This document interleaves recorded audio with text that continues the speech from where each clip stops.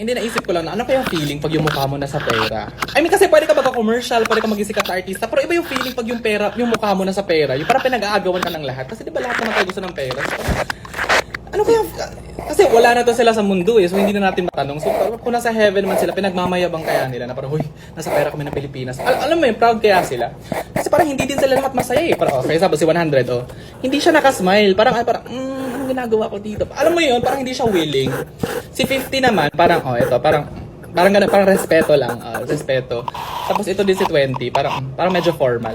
Pero dito naman sa 1,000, alam mo talaga kung sino sa kanilang tatlo yung may idea na mailagay yung mukha nila sa pera, which is si Josefa. Ito si Vicente at saka si Jose Abad, parang gusto nila ng private life eh. Pero parang hindi nabigay sa kanila kasi nahila sila ni girl. Parang idea niya to, itong girl. Pero ang akin lang naman is, bakit hindi kayo grateful? Parang hindi lahat nalalagay sa pera. Ako yan parang, hi guys, Davao Conyo here. Gusto ko lang i-share tong purchase na nabili ko kanina sa, I forgot the store, pero dito sa mall sa Davao. I bought this one for 40 pesos lang. Oh my God, life-changing. So, kakapit siya dito sa likod. Parang hindi na baba ng baba yung glass. Tapos, hindi na, guys, bumili kayo nito. Pumunta kayo sa mga pinakamalapit yung mga optical shop, chuchu. Mura lang to, ito 40 pesos lang to. Sobra, nakakatulong talaga siya. Greatest invention of all time. Next to tinolang manok. Ba't walang tinolang baboy? Sobrang sexy, fit, yung flat na petit, tapos medyo makulit. Mahaba ang buhok at mga matay singkit. Alam nyo, naisip ko lang na yung apple, yung prutas na apple, yung mansanas, oo, yun. Hindi natin masyado binibigyan ng credit. Parang, okay, apple, andyan, hindi natin masyado pinapansin. Pero, huy, ang dami niyang ambag sa mundong to. Sabi yung camera. Halimbawa, kung hindi nahulog yung apple sa ulo ni Isaac Newton, hindi niya maiimbento yung law of gravity. Naisip nyo ba yun? Tapos, diba, ito mga damit natin, ito mga shorts, brief, panty, bra, skirt, lahat ng yan dahil sa apple. Kasi kung hindi kinain ni Adam at saka ni Eve yung apple, wala silang pakialam, wala silang saplot. I mean, kung iisipin nyo talaga, si Adam at saka si Eve, kontento na sila sa dahon-dahon lang eh, dahon lang dito. Wala silang pakialam, pero dahil kinagat nila yung apple, nagkaroon sila ng mali siya na parang, oh my God, wala tayong damit, bumili tayo ng damit sa Uniqlo or something. Walang Uniqlo dati. Baka Uniqlo meron, hindi natin alam. Tapos ito na yung huling point ko, yung mga baboy, yung mga pigs, yung mga ganun. Bago sila mamatay, ano yung kinakain nila? Apple. Parang willing sila na parang masunog yung mga katawan nila na proud sila sa apple. O apple yung kinain nila. So ano yung napanood ko sa YouTube? Yun yung napanood ko sa YouTube eh. Apple yung sinabi nila sa YouTube, yun yung gusto ko paniwalaan. Respect my opinion na lang. Iba tayo na opinion, respect my opinion. Yun yung nakita ko sa YouTube, yun yung gusto ko paniwalaan. Masyado kayong formal. Debo ba to? Hindi, alam ko namang hindi Apple yun. For content sake lang, ito naman, nahihirapan ako mag-isip ng content dito. Tanggap ko na nasa generation na tayo na kaya mag-live ng Agila. Alam nyo ba na originally ang electric fan talaga ay merong 20 levels, pero noong 1855 pinalitan to just 3 levels kasi nagselos ang inventor ng elevator. Kaya naman ventilador ang tawag sa kanya kasi 20 talaga ang levels niya. Alam nyo ba na hindi naman talaga totoong sinakop tayo ng mga Spaniards? Gawa-gawa lang to ng mga Illuminati para tangkilikin natin ang Spanish bread.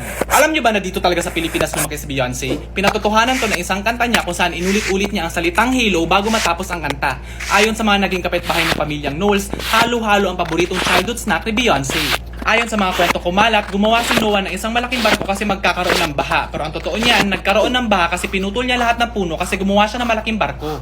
Alam niyo ba na originally Monday to Friday talaga ang rest day at saka Saturday to Sunday ang work day, pero noong 1765, pinalitan to ng mga eksperto kasi hindi nagme-make sense ang TGIF kung may trabaho kinabukasan. Follow for more fake news! Ikaw ba si Rambo Talabong? Kamukha mo talaga kasi siya. Alam niyo tuwing nag-upload ako ng video, halos lahat may nagko-comment na ikaw yung taga-Rappler. Once and for all, i-address ko na para hindi maligaw yung rider. Hindi pa ako si Sir Rambo Talabong na galing Rappler. Hindi ako yun. Kukompleto ko na kasi yun yung laging kino-comment nyo eh. Ikaw ba yung si Sir Rambo galing Rappler? Hindi. Tsaka hindi ako matalino. Compared naman ako dun sa kanya na, hello, kung si Sir Rambo lagi may point ako, pointless ako. Yun yung branding ko and I'm proud of it. At saka in fairness, kakatag nyo sa kanya sa mga videos ko, finalo back niya ako. So, thank you guys. Medyo may part kayo dun. Pero Sir Rambo, kung nanonood ka, sorry po talaga. Kung magsalita ka si Sir Rambo, sobrang clear, sobrang concise. Tapos alam mo, sobrang informative. Guys, ako informative. Kailan? So ayun, hindi kami isang tao. Yun yung sagot doon. And at the same time, naisip ko rin kung bakit hindi pa ginagawang tagline ng Beroka ang ano, magberoka pag lasing, lalo na pag bagong gising. Maganda. So guys, ayoko kayo mag-overthink. Promise, ayoko kayo mag-overthink. Alam ko madami na kayo iniisip, pero hear me out. Ngayong araw ko lang kasi nalaman na ito pala yung tamang pronunciation. Because more doctors and pharmacists recommend Robitussin. Robitussin. Control your cough with Robitussin. Cough relief you need. Mind if I root through your trash? New Robitussin Honey Severe. Strong relief for your... Robitussin? Paano nangyari yun sa mga commercials? Robitussin talaga sinasabi at saka hindi sinasabi ko sa mga pharmacy talaga. Sino nagsimula nitong Robitussin? Sino nagpakalat nitong Robitussin? Parang sobrang Robitussin. Miss, meron ba kayo Robitussin? Samahan mo na lang din ng ni Joseph. Bioflu? Meron ba kayo? Ba't iba yung itsura natin sa TikTok? Parang mas fresh, alam mo yun? Kaya siguro marami nagbababad dito. Happy birthday! Happy Jessica! Uy, salamat. Kayo naman. Parang may gusto akong sabihin. Ikaw din. Parang may gusto akong sabihin. Ganun ako lagi pag may birthday. Oo, ganun talaga. Parang may gusto akong sabihin na parang in-ikanta form. Ikaw, di ba? Oo, matagal parang hindi ko mapatuloy. Oo, parang... Sabay-sabay nga tayo. Sige. Sige. O, di ba? Parang... Hindi ko... Ganun din ako. Parang hindi ko patuloy. Di ba? Weird. Hindi ko mapatuloy eh. Parang... Lagi ko nararamdaman pa. Parang may tunog din ba sa utak ko? Ganun, lagi. Bakit na birthday na mama ko last year? Parang... yung ganun. Parang di ba? Oo, parang may tunog din sa utak ko eh. Pero hindi ko masabi yung lyrics. Pero hindi ko masabi yung words. Parang... Sobrang weird. Grabe na talaga yung traffic ngayon, sir, no? Kahit saan ka pumasok, sobrang sikip talaga ng daan. Grabe nga yung traffic. Oo. Lakas din ba ng ulan sa inyo kagabi, sir? Ang daming kasi sobrang lakas eh. Ang daming daan na hindi madaanan kasi tumaas yung baha eh. Kanina before ako pumikit, kakadaanan namin sa simbahan eh. Umikot kami nga. Naramdaman ko eh. So siguro nasa kami. Laundry shop. Ay, mali. Convenience store. Nandun pa pala yung laundry. Okay ka lang, ma'am? Wala kang kachat, no? Eduardo, mahal na mahal pa rin kita. Patawad, Cecilia, pero hindi ko kaya paniwalaan yung mga kasinungalingan mo. Eduardo, sana paniwalaan mo ako. Nagsasabi ako ng totoo. Akala mo ba hindi ko alam na hindi ako ang ama ng batang dinadala mo? No! Paano mo nalaman, Eduardo? Kasi 5 taon tayong hindi nakita. Hello, mahal. Oh, pauwi na ako pagkatapos nito. I love you, mahal. Kanina ka pa hinahanap ng mga bata. Umuwi ka na. Ayun nga, pauwi na dapat ako kasi itong pasahero ko sobrang out of the way pala ng tirahan. Ang layo ng bahay. Eh, sana hindi mo na lang tinanggap. Nga, nakasakay na siya dito nung nalaman ko. Wala pa daw siyang barya. Wala akong pang-change nito. Hi guys, so ito na nga. Kanina pa may kumakatok sa unit ko. Gusto kong tumawag sa front desk. Tatawag ko na lang siguro. Excuse me, hello? Wala talagang tao. Yan. Para may dumadaan, pero ngayon wala talaga. Tumawag na ako sa front desk. Yung living. Kala nyo, hindi ko kaya gumawa ng scripted prank for clout? Nandyan ako sa part ng career ko na kaya ko nang gawin lahat para lang mapansin, ha? Hi, Philip Hernandez. We are sharing with you our fitness package kasi mukha kang fit, ha? So, para ma-relax ka daw, 15 drops sa tubig. Tapos kung gusto mong makatulog agad, 15 drops sa mata. Charot.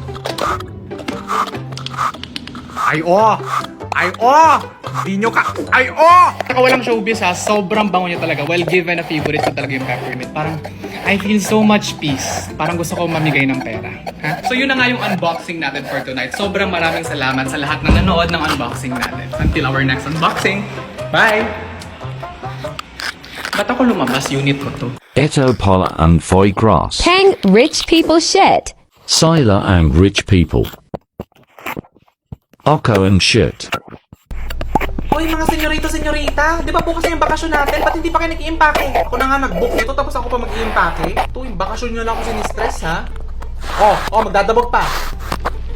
Nak, sana yung hotdog? Malapit na matapos yung spaghetti ko. Ay, may sinabi ka ba kanina? Ha? Di ba sabi ko sa'yo mag-slice ka ng hotdog? Ay. Ang gagawin ko dito sa spaghetti? Sige, magsaslice na ako ng hotdog. Wag na! Carbonara! Carbonara yung dadali ko bukas sa beach. Naman ayoko ng carbonara. Di sana nag-slice ka ng hotdog, di ba? Ma, hindi pa ba tayo aalis? Nagmamadali na. Nag-ayos pa ako dito, di ba? Sobrang excited nyo. Para pag Sunday, hindi magising. Kulang na lang si Jesus yung pumunta dito sa bahay para dito yung misa. Tatanong lang na. O ano yan? Bathing suit. Ba't yan yung susuotin mo na? Ano ba dapat? Ba talaga makita yung pusod? Ha? Anong gusto mo mag-blazer ako? Meron ka? Naman eh, swimming to hindi job interview. Anong blazer? Para nasakay na sa kotse, oh. Huwag kalimutan mag-double check yung sunblock andyan, ha? Lock yung Tupperware na may mga kutsara at saka plato. Dalhin mo, ha? Ayoko ma. Bakit? Ang pangit, hindi bagay sa outfit ko. Pangit, hindi Instagrammable. Type A yung blood type natin, hindi OA. Hello.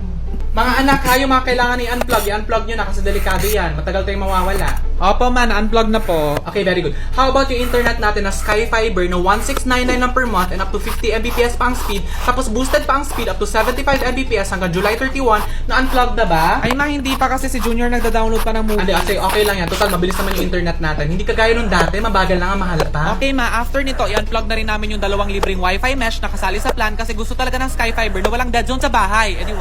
Naku anak, correct ka talaga dyan. Kasi swak na internet, swak sa budget talaga ang Sky Fiber. Kaya ngayon natipid natin sa internet, nalagay natin dito sa bakasyon natin. Ay sige, go ma. Maricar, yung kapatid mo, bantayan mo! Huwag magtatapunan ng buhangin, ano ba? O huwag masyadong lalayo! Lalayo pa, dito lang yung malapit na nakikita ko lang. Junior, ang tagal! Ano sabi ko sa'yo mag-sunblock ka? O ayan, itim-itim mo na.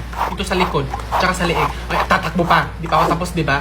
Maglagay ka rin sa mukha. At saka Maricar, doon kayo maligo ng kapatid mo sa may silong para hindi kayo mag-sunburn. Ma naman eh, kaya nga swimming, di ba? Ikaw, na-sunblock ka na ba? Kung para sa init ng ulo mo ma, hindi pa. Charing lang ma. Nag-honor ba kayo sa school ninyo? Kasi honor ako this year. last year. Ay, ako sa school namin, lagi akong honor. Aircon bang classrooms niyo? Hindi. Aircon ba sa inyo? Sa amin kasi aircon. Ay, wow, so wow. Ay, kami naman yung school namin, dating cemetery. Talaga? Oo, totoo. Kasi may statue kasi dun sa chapel, tapos gumagalaw siya pag wala nakatingin. Uy, Lahat na lang ng school, promise. Ay, ako nung July, nag-miss nutrition ako. Wow, talaga? Wow, congrats. Ay, fairness bagay sa'yo. Kasi sa ating lahat, parang ikaw yung pinaka-healthy. Paano yun? Ganito ako mag-shoot ng bola. Ganyan. Ganun ako. Ganyan. Ginagano mo yung kamay. Okay. Yung akin kasi talon tapos shoot eh. Kuya Glenn, gusto mo ba ng soft Ay, drinks? hindi lang. Ayaw mo? Mas gusto ko kasi beer. Wow! Nakatikim! Uy, nakatikim na rin siya ng beer! Masarap. Masarap yun. Masarap. Ang gulo naman, nakatikim ka na ng beer. Sabi nila, pangat na yung lasa. Hindi, Totoo ba? hindi. Nakikita ko si Papa. Masarap, umiinom masarap siya. Uy, ano ka ba? Uy, ano ka ba? Tama na yan. Papansin ka talaga. Susumbong ka tayo. namin. Susumbong natin siya. Kuya Carlo, magtataguan kami. Sali ka. Uy, Kuya Carlo. Huy, Mara, in fairness sa'yo, napansin ko lang yung kusina ninyo, upgraded na pala. Ay, oo. Kasi Soleil na talaga yung binili ninyo, as in yung legit na Soleil na. Hindi na yung gaya-gaya. Ay, oo, finally talaga yung true blue Soleil na yung kinuha ko. Sabi ko nga dito kay Mrs. na ngayong asensado na kami at ang mga bata, dapat doon na kami sa totoong Soleil talaga. Ay, oo! At saka dapat talaga Soleil because Soleil goes through a meticulous process para sure talaga ang product quality and customer safety. Kuya Carlo, alam mo ba't hindi ka na sumasama sa amin maglaro? Ano ka ba? Hindi na ako makarelate sa inyo kasi grade 8 na ako. Dapat dito na ako sumasama sa mga matatanda. Anyway, Mari, maiba ako. Yung si Carlo, yung panganay mo, kailan ba siya magpapatuli? Naunahan pa siya ng bunso ko. Ay nako, ewan ko ba dyan kay Carlo? Natatakot yata. Next summer na lang daw. Ni, Kuya Carlo, hindi ka pa pala tuli. Grade 8 pala ha, naunahan pa kita.